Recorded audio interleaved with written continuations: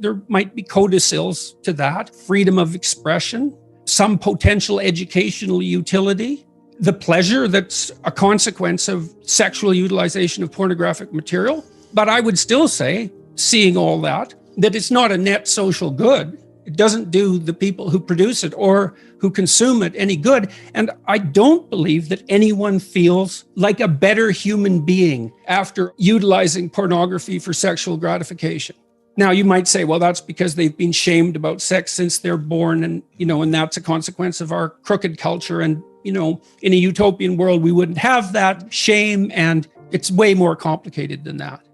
I read something in one of the YouTube comments in my video the other day. I was talking to Abigail Schreier about the apparent fact that today's teenagers are having much less sex. One person commented that there's the shame that men feel when sex is a spectator sport rather than a participatory act. And then you think, well, the mere fact that you're watching two other people, one of whom isn't you, having sex, instead of having sex, it implies something about your desirability. It's pretty hard to shake that, isn't it? Or your courage. Why is it that you're sitting there alone at night with your laptop on your lap? What the hell's wrong with you? Well, nothing. It's just we should dispense with sexual shame. It's like, no, probably not. That's probably not the answer. Well, it's like Treasure Island in Pinocchio. It's all pleasure with no responsibility. That's deadening. It's parasitical in a sense. And I'm not making a value judgment. I mean, it's no wonder the young guys are caught up in this because it's an unbelievably powerful technology. It drove the development of the internet, let's not forget, right? So it taps into one viciously primordial motivation. And so these guys are being blasted by what biologists call superstimuli all the time. So imagine that there's a biological stimulus that has an effect on you, and then you can magnify it. And the typical porn actress, not the amateurs, but the professionals, have their sexually provocative physical elements exaggerated. And so men are very visual in terms of their sexual processing. And so the guys are pulled into it, and they're pulled into it also by curiosity. But I think that ethically it's not good. It's not good. It's an easy out. That's the other thing. What you should be doing is going out and finding someone to have a relationship with. But let's say you can't find someone.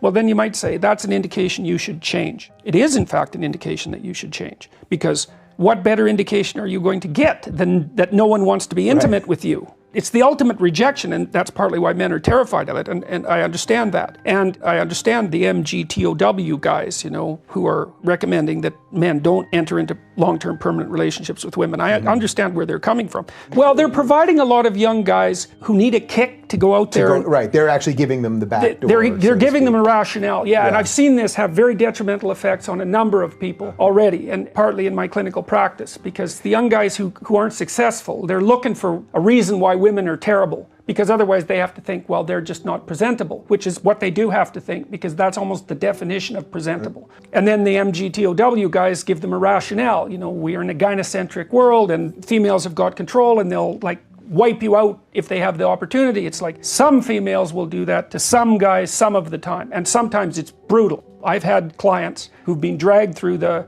court systems and just ruined.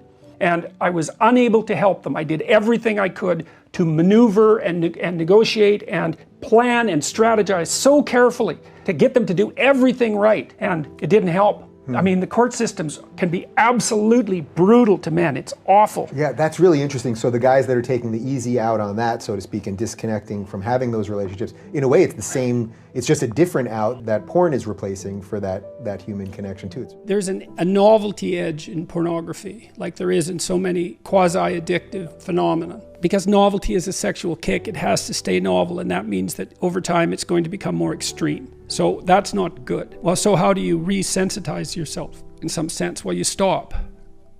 You stop. And then hopefully you recover. And then you deprive yourself of that outlet, let's say. And you might say, well, is that absolutely necessary? And maybe there's nothing wrong with pornography. It's like, well, I don't know, man. Have you ever really met a guy who is proud of that? You know what I mean? That makes him feel like, I'm the guy, man. I'm watching pornography and getting off. What a man. I don't believe anyone feels that. And to me, that's an indication that, yeah, we know. No, it's pretty cheap. It's cheap. It's easy.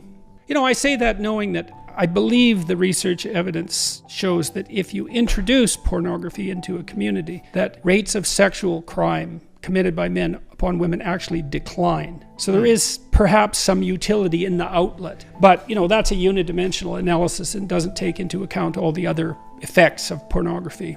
So, including the ones you described. And I think that those are real. It makes sense that they're real, because it's super satiation. It's a non-trivial technological problem. It's now possible for young men to look at more beautiful nude women in one day than any man has ever seen, prior to 10 years ago, 20 years ago, than any man in history had ever seen. That's not nothing. That's something. And to think that doesn't do anything to you, it's like, no, that likely does something to you. So don't substitute the false for the real, and don't underestimate the utility of deprivation.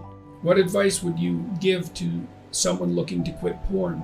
Well, I gave some advice a little earlier about quitting alcohol, and I would say it isn't that you're trying to quit porn. It's not the right way to think about it.